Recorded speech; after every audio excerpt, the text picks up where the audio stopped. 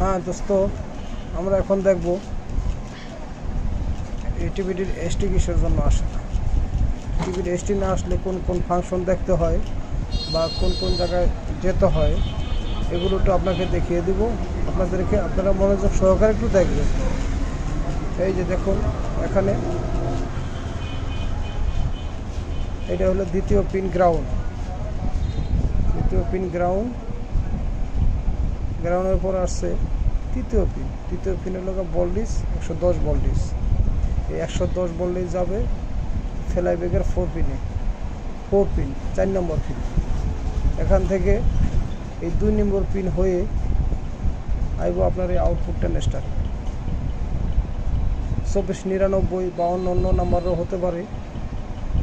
এটা দেখবেন, এখানে ভোল্টেজ সঠিকভাবে একটু হাই হবে, 110-এর জায়গায় একটু হাই হবে, বাড়বে আর কি।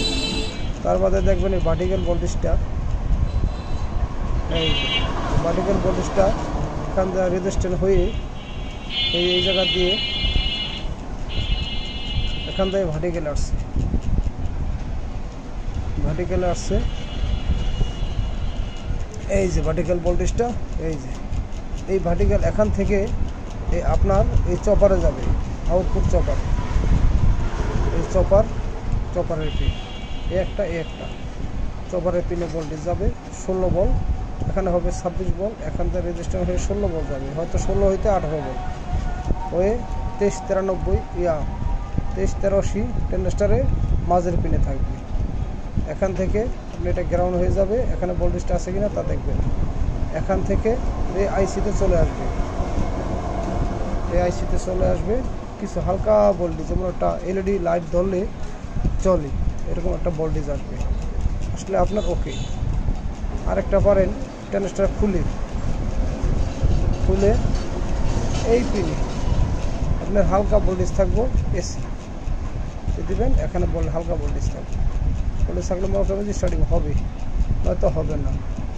আর আপনার ভার্টিক্যালগুলো চেক করে নেবেন,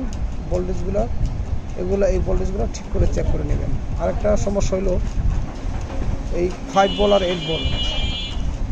এই 5 ভোল্ট দেখবেন হয় কি না, এই চ্যানেলের এই 5 ভোল্ট হয় কি না, আর এখানে 8 ভোল্ট আসে কিনা।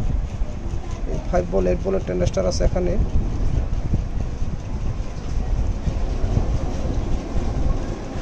হ্যাঁ,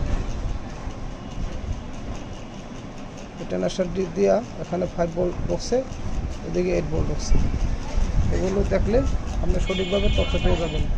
অনেক সময় এই ফ্লাই ব্যাগের ভোল্টেজ বয়ে গেলে আপনার ফ্লাই ব্যাগ চেঞ্জ করতে হবে।